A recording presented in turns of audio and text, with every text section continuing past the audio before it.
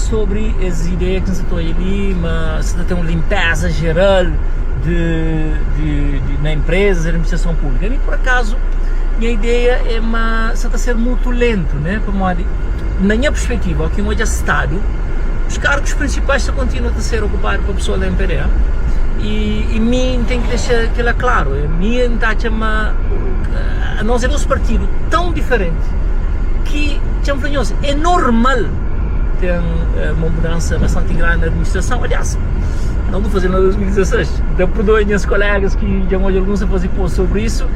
Esse prometo que havia para todos, mas era óbvio que nos cargos dirigentes, cargos de confiança, DGPOG, diretor de gabinete, tinha que ser alguém do PCV. Portanto, não tem que chill out, né? Não tem que calma. Portanto, que se acontecesse nada de absolutamente extraordinário que nunca acontecia na Cabo Verde. Cabo Verde para todos, como é óbvio, é que era para pessoas de MPD pensava mesmo que ficava na Carpes.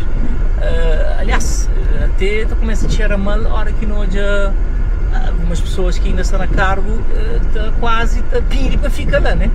Não, a hora que tem uma mudança de regime, tem mudança de regime, tem mudança de chefias, que ali para mim é óbvio.